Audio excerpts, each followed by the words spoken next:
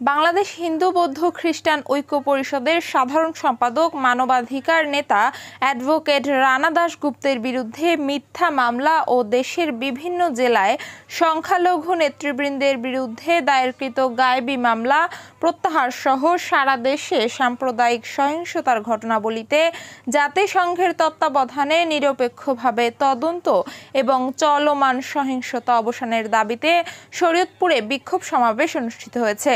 শনিবার ২১ সেপ্টেম্বর শহরের কেন্দ্রীয় শহীদ মিনারের সামনে বাংলাদেশ হিন্দু বৌদ্ধ খ্রিস্টান ঐক্য পরিষদ শরীয়তপুর জেলা শাখার আয়োজনে এই বিক্ষোভ সমাবেশ অনুষ্ঠিত হয়।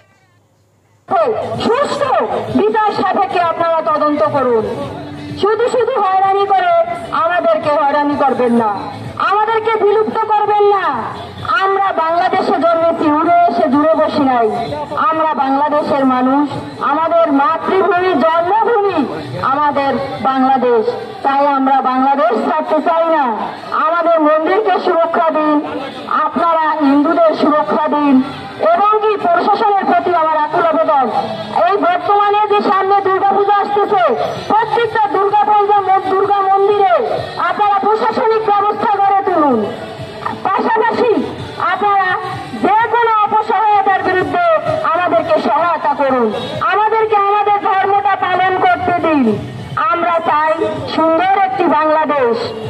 আমরা ১৯৭১ থেকে ২০২৪ পর্যন্ত বাংলাদেশের সংখ্যালঘুরা কখনই তাদের কোনো অধিকার পায়নি। তাই বর্তমান সরকারের কাছে যেহেতু বাংলাদেশের বৈষম্য দূর হয়েছে, আমরা চাই এই বৈষম্য দূর হওয়ার পর বর্তমান সরকার আমাদের দাবিগুলো পূরণ করুক, আমাদের সুরক্ষা প্রণয়ন আইন তৈরি করুক এবং কি যাতে পরবর্তীতে আমরা সুরক্ষিত থাকতে পারি। আজকে আমরা যে প্রস্তুত হয়েছি, আমাদের প্রিয় নেতা, প্রিয় ব্যক্তিত্ব, বাংলাদেশ হিন্দু বৌদ্ধ খ্রিস্টান ঐক্য পরিষদের প্রিয় নেতা রানা দাশগুপ্তের বিরুদ্ধে যে মিথ্যা মামলা দেওয়া হয়েছে তা অভিশপ্ত যেন প্রত্যাহার করে নেওয়া হয়। তার সাথে বাংলাদেশ হিন্দুদের যেখানে যেখানে মিথ্যা গায়েবী মামলা দেওয়া হচ্ছে সেগুলো যেন প্রত্যাহার করে নেওয়া হয়। আর হিন্দুদের আপনারা প্রত্যেকেই জানেন, হিন্দুদের অনেক এলাকায় যে নির্যাতন হয়েছে, যে ভাঙচুর হয়েছে তা আপনাদের অবগত আছে, তা আমাদের বলার কিছু নেই। আমি চাই এর অবসান থেকে আপনাদেরকে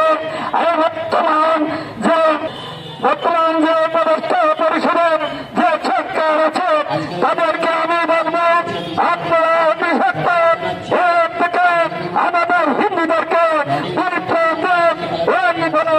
আমি আমার বক্তব্য শেষ করছি। এই বৈষম্য বিরোধী সরকারের কাছে আমাদের দাবি, হিন্দু মুসলমান খ্রিস্টান বৌদ্ধ ছোট বড় গরিব দুঃখী কোনো ভেদাভেদ থাকবে না। সবার জন্য আইন থাকবে সমান, সবার জন্য বিচার থাকবে সমান। এটাই আমাদের দাবি। হিন্দুরা কোনোদিন জ্বালাও পোড়াও করে না, হিন্দুরা কোনোদিন কোনো ধর্মের উপর আঘাত করে না। হিন্দুরা নিজেরা নিজের ধর্ম পালন করে শান্তিপূর্ণভাবে এই দেশে বসবাস করে আসছে, বসবাস করবে। কারো অধিকার নেই এই দেশ থেকে আমাদের তাড়িয়ে দেওয়ার। আমরা এই দেশে জন্মগ্রহণ করেছি, এই দেশের সন্তান, এই দেশেই বসবাস করব। আজ ভারত উপমহাদেশে তৎকালীন সময়ে আমরা দেখেছি সবাই ছিল হিন্দু, আজকে হিন্দুর সংখ্যা ৭০-৮ নাই। কেন জানতে চাই? আমাদের উপরে নির্যাতন নিষ্পেষণ চালিয়ে দেশ ছাড়তে বাধ্য করেছে। আপনাদের কাছে বিনীত অনুরোধ থাকলো, আর একটা হিন্দু দেশ ছেড়ে যাবেন না। এদেশ আমার জন্মভূমি, এদেশ আমার মা, এদেশ আমার মাতৃভূমি, তাই এই দেশেই আমরা থাকবো। তোমরা মারো কি মরো, লড়াই করে যদি বাঁচতে হয় আমরা লড়াই করেই বাঁচব। তাই আপনাদের কাছে বিনীতভাবে অনুরোধ থাকবো যে ৮ দফা দাবি দেওয়া হয়েছে, সরকারের কাছে আমি বিনীত অনুরোধ করছি এই ৮ দফা অত্যন্ত যুক্তিমূলক ন্যায্য দাবি আপনারা অতি সত্বর এই দাবিগুলো মেনে নিন। বড় বড় রাজনৈতিক দলগুলোর কাছে এর মধ্যে দু একটা দাবি অনেক আগে থেকেই আমরা তুলে ধরেছিলাম, তারা সেই দাবিগুলি মানে নাই।